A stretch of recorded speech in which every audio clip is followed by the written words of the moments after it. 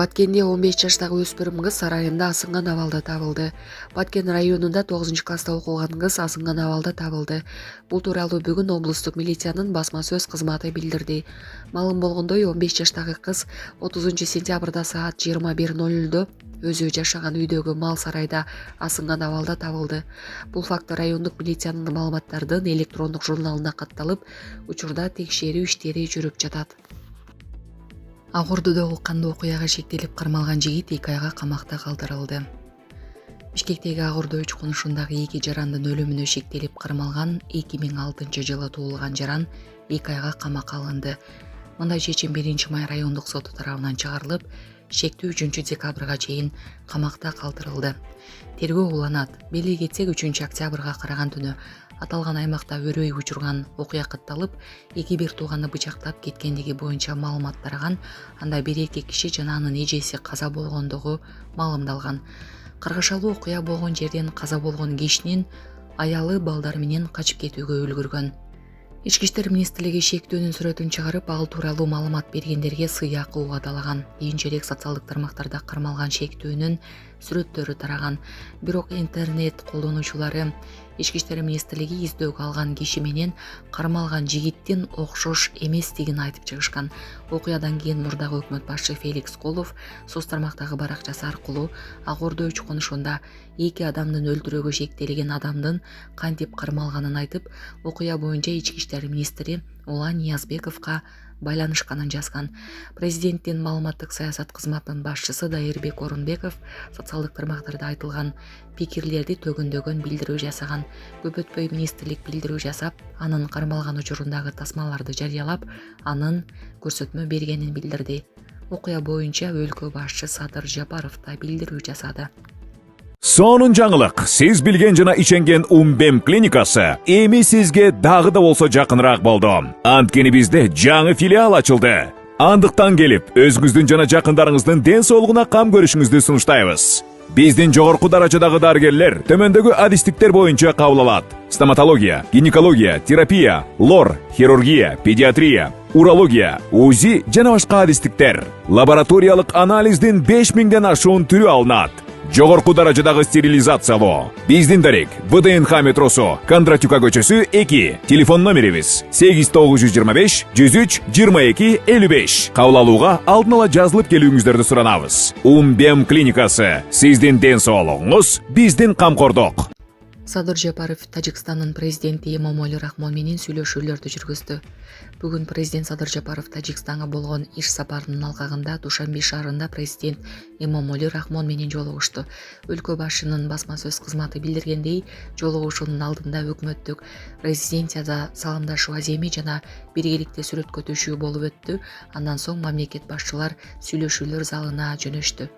Тараптар Кыргызстан менен Тажикстандын ортосундагы 2 тараптуу күн тартибин, ошондой эле ар кандай тармактарда мындан аркы өз ара аракеттенүү келечегин талкуулашты.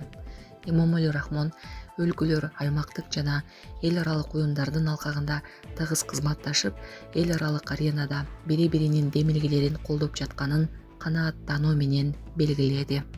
Садыр Жапаров КМШ мамлекет башчыларынын кеңештин жыйынына жана Россия Борбор Азия 2 саммитине катышуу үчүн Тажикстанга иш сапар менен келүүгө чакыргандыгы жана тажик жеринде көрсөтүлгөн салттуу жогорку меймандостук үчүн ыраазычылык билдирди.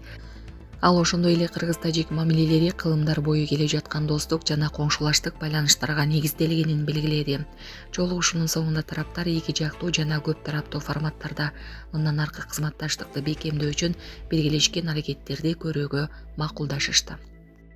Орусиядан 4-5 миңге жакын кооптуу инфекциясы бар чет элдик жаран чыгарылды. 2025-жылдын 9 айында Орусияда кооптуу жугуштуу ооруларга чалдыккан 4500гө жакын чет элдик жаран аныкталып, өлкөдөн чыгарылды. Бул тууралуу бүгүн басма сөз жыйында Москва шаары боюнча Ички иштер министрлигинин миграция маселелери башкармалыгынын жетекчисинин милдетин аткаруучу Игорь Дудник билдиргенин чет элдик басылмалар жазышууда. Анын айтымында бул адамдар уруксат берүүчү документтерди алуу учурунда текшерүүдөн өтүп, коомдук кооптуу инфекциялар табылган. Ошондой эле ал кошумчалагандай 1600дөн ашык чет элдик жаран байыңгызат колдонгон белгилер менен кармалып, депортацияланган.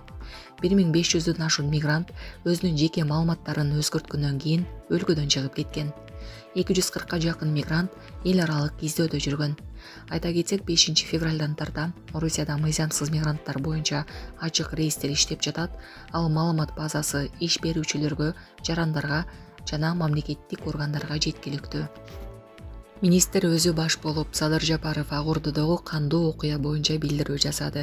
Өлкө башы Садыр Жапаров ак ордо учкунушунда болгон кандуу окуя боюнча билдирүү жасап, 2 бир тууганды өлтүрүүгө шектелип кармалганды башка адам менен күмөн санагандарга жооп берди.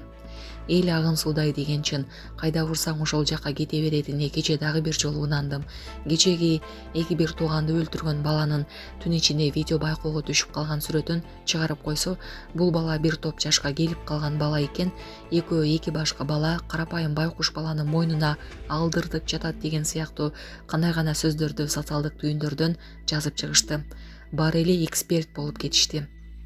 Бул окуя 3 октябрь түнү болуптур. Жарым сааттын ичинде министр өзү баш болуп, опер топ менен жетип барган. Дароо коопсуз шаардын жардамы менен кылмышкерди аныктаган, бирок бул бала ким экенин дароо тааныбай, элге кайрылуу кылышкан.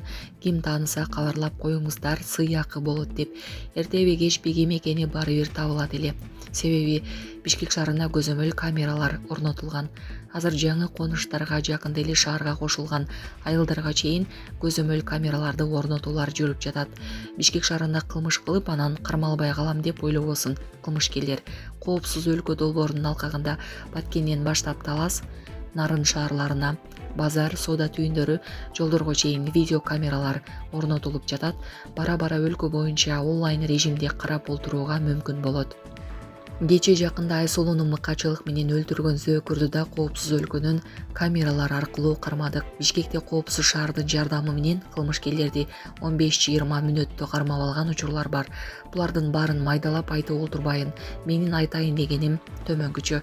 Ооба, милиция кызматкерлерине ишеним начар, себеби илгертен бери ишеничтен кеткен учурлар болгон. Эптеп кылмыштын бетин ачыш үчүн күнөөсүз эле бирөөлөрдү кармап келип, мойнуна алдырып, ишти аштык деп койгон учурлар кездешчү. Азыр андай эмес, милиция жакшы иштеп жатат, болгону мурдатан калган ишенбөөчүлүк бар элде.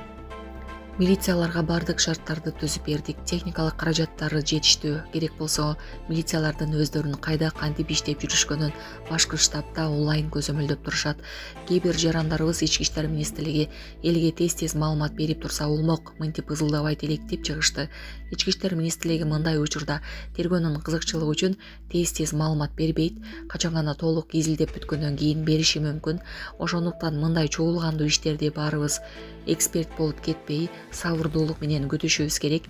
Мындан тышкары медиа сабаттуулукту сакташ ар бирибизге тиешелүү деп жазды мамлекет башчысы Facebook баракчасына. Белгилей кетсек, 3 октябрга караган түнү аталган аймакта үрөй учурган окуя катталып, 2 бир тууганды бычактап кеткендиги боюнча маалымат тараган. Анда бир эркек киши жана анын эжеси каза болгондугу маалымдалган. Каргашалуу окуя болгон жерден каза болгон кишинин аялы, балдар менен качып кетүүгө үлгүрүшкөн.